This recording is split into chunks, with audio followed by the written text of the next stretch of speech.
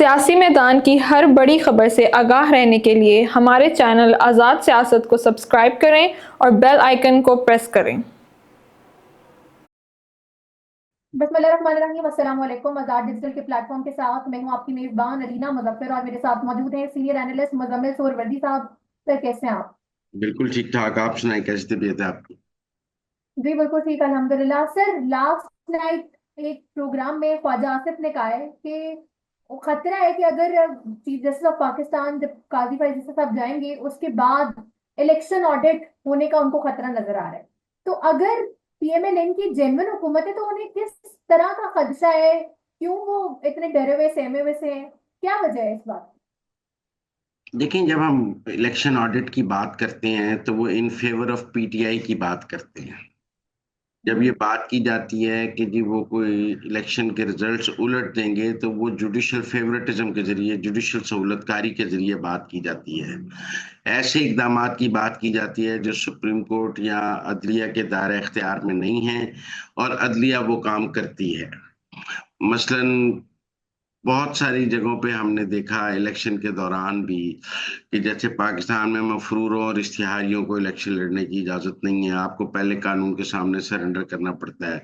लेकिन इन इलेक्शंस में हमने मफरूरों और इश्तिहारियों के कागजात नामजदगी मंजूर होते भी देखे हैं। और फिर ऐसे है। इसके अलावा भी बहुत से ऐसे इकदामात हमने जुडिशरी की जानिब से देखे हैं जिससे एक सियासी जमात को फायदा होता है। तो जब हम ये बात करते हैं कि जी इलेक्शन ऑडिट की बात करते हैं तो हम ये बात करते हैं कि जैसे अभी इलेक्शन में आइन में लिखा है कि आप किसी भी आजाद रुकन ने 3 दिन के अंदर को पार्टी ज्वाइन करनी है, लेकिन सुप्रीम ऐसे कोर्ट ने है। 15 दिन दे दिए। तो अब आप इसको क्या कर सकते हैं? इसको तहरीक इंसाफ की फेवर कह सकते हैं। और किसी पार्टी ने अगर अपनी लिस्टें नहीं दी हैं तो अदालत उसे दोबारा लिस्टें देने का मौका दे दे। इसी तरह इलेक्शन में अगर किसी ने कोई इलेक्शन चैलेंज किया है और वो चैलेंज उसका ठीक नहीं भी है, लेकिन जुडिशरी उसकी बात मान ले और उस इलेक्शन ठीक गलत चैलेंज को भी ठीक चैलेंज मानते हुए रिजल्ट उल्ट दे, तो क्या किया जा सकता है?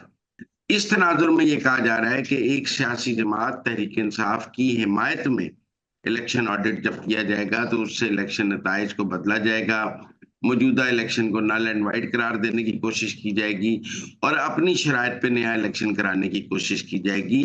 ये जो पॉलिटिकल स्क्रिप्ट जुडिशरी लिखना चाहती है, इस हवाले से खदशात मौजूद हैं कि इसकी पाकिस्तान के आइन और कानून में कोई गुंजाइश नहीं है।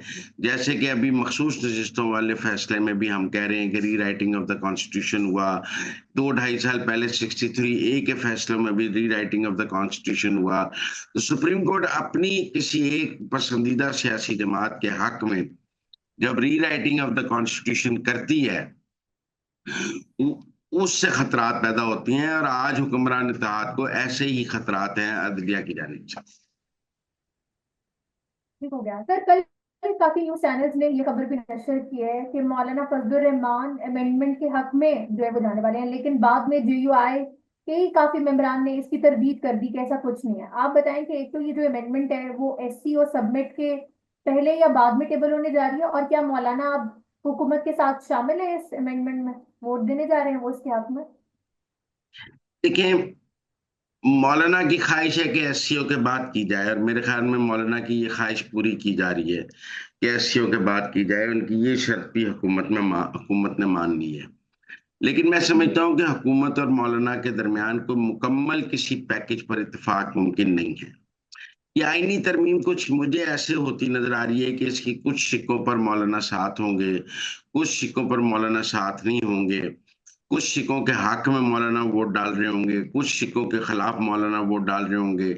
मौलाना एक आईनी पैकेज ला रहे होंगे जिसकी कुछ सिखों के हक में हुकूमत वोट डाल रही होगी, कुछ सिखों के खिलाफ हुकूमत वोट डाल रही होगी। कुछ सिखों पर पीटीआई के लोग हुकूमत के हक में वोट डाल रहे होंगे, कुछ सिखों पर पीटीआई के लोग हुकूमत के खिलाफ वोट डाल रहे होंगे। तो एंड ऑफ द डे ये कहना बड़ा मुश्किल होगा कि इस आईनी पैकेज के हक में किसने वोट डाला है और खिलाफ किसने वोट डाला है। मतलब मैं समझता हूँ चीफ जस्टिस की तैनाती पर हो सकता है मौलाना फजलुर रहमान और हुकूमत का कोई पैक्ट हो, लेकिन आईनी अदालत पर ना हो। लेकिन आईनी अदालत पर पीटीआई के कुछ लोग हुकूमत के हक में वोट डाल रहे हों और मौलाना खिलाफ डाल रहे हों, इसी तरह और कुछ चीजों पर मौलाना खिलाफ डाल रहे हों तो कोई पीटीआई के लोग हक में डाल रहे हों, जहाँ पीटीआई के लोग खिलाफ वोट डाल रहे हों वहाँ मौलाना के। तो मुझे तो ये एक मिक्स मलगूबा सी तरमीम नजर आती है होती हुई। एक सूरत इसकी ये है, दूसरी सूरत ये है कि मिनिमम एजेंडे पे जो कि चीफ जस्टिस की तैनाती का है उस पर मौलाना के साथ इत्तेफाक राय हो जाए, और फिर उसके बाद एक दूसरी तरमीम बाद में लाई जाए, पहली तरमीम मौलाना के साथ की जाए और फिर चंद दिन बाद दूसरी तरमीम आईनी अदालत की ले आई जाए। तो मुझे कोई कंसेंसस नहीं लग रहा अभी मौलाना और हुकूमत के दरमियान। एक मिनिमम एजेंडे पर इत्तेफाक राय की कोशिश हो रही है, लेकिन कोई मुकम्मल इत्तेफाक राय नहीं हो। पीटीआई ने फिर एक दफा अब कहा है कि 11 अक्टूबर से एहतजाज होगा। सबसे पहले मरहले में साहिवाल और मुल्तान में एहतजाज होने जा रहा है, उसके बाद डेरा गाजी खान में, फैसलाबाद में।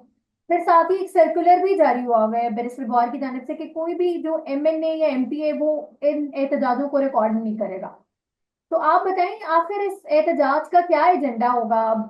और जैसे हमने एहतजाज पहले भी देखे हैं, क्या इस एहतजाज का कोई फायदा होएगा पीटीआई को, या बस ऐसे ही? देखिए, इस्लामाबाद के अलावा वो जहां मर्जी एहतजाज करें, कोई मसले वाली बात नहीं है। आप बताएं, साहिवाल में एहतजाज से कोई ठीक है। हुकूमत को खतरा है? डेरा गाजी पर खान में साहिवाल के बारे में तो ये खबर भी सामने आ रही है कि वहां से जो एमएनए है मोहम्मद उस्मान, उनकी कोई डील भी होगी है पीपल्स पार्टी के साथ। गायब है 2 हफ्ते से वो। अच्छा, तो इसलिए डेरा गाजी खान में एहतजाज से हुकूमत को कोई खतरा है? फैसलाबाद में है। एहतजाज से हुकूमत को कोई खतरा है? और फिर पंजाब हुकूमत इन एहतजाजों से बड़ी हद तक निपट भी लेती है। हमने देखा है कि 5 अक्टूबर को लाहौर में मीनार पाकिस्तान में जलसा तो नहीं हो सका था दोबारा, हालांकि 5 अक्टूबर की डेट दी हुई थी। तो ये तो मुझे नहीं लगता कोई कामयाब एहतजाज होंगे या ये कोई कामयाब हिकमत अमली है। एहतजाज वही जिसकी गंडापुर ने क्यादत की थी, क्योंकि वो हुकूमत के सर पे ले आते हैं। उसके अलावा अगर पंजाब में ये कोई एहतजाज करने की कोशिश करते हैं, और ऐसा एहतजाज जिसमें एमएनए एमपीएस ने शिरकत भी नहीं करनी, तो मेरा नहीं ख्याल पीटीआई का वर्कर अकेले मार खाने के किसी मूड में है, और ऐसा कुछ मुमकिन भी है।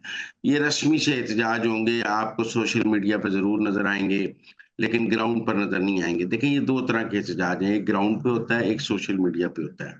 वो ये होता है कि 10-15 लोग निकलते हैं, अपनी वीडियो बनाते हैं, अपलोड करते हैं और गायब हो जाते हैं और कहती हैं हमने जी है। एहतजाज किया।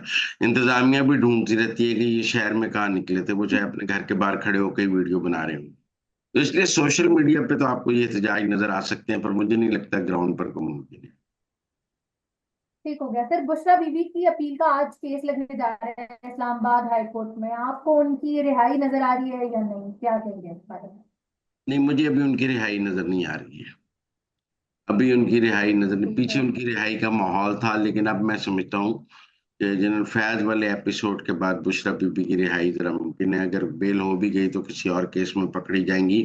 मुझे फिलहाल बुशरा बीबी की रिहाई मुमकिन नजर नहीं आ रही, क्योंकि बुशरा बीबी के अंदर भी पीटीआई को पोटेंशियली लीड करने की सलाहियत मौजूद है, और अभी लीडरलेस पीटीआई ही एस्टेब्लिशमेंट के फायदे में है। मुझे नहीं लगता कि बुशरा बीबी हम्म। के अभी बाहर आने के कोई चांस। बिल्कुल ठीक हो गया सर। इसी के साथ हमारे आज की वीलॉग का टाइम भी खत्म हो गया। आपसे मुलाकात होगी कल नए टॉपिक्स के साथ। तब तक के लिए दें मुझे इजाजत। अपना ख्याल रखें।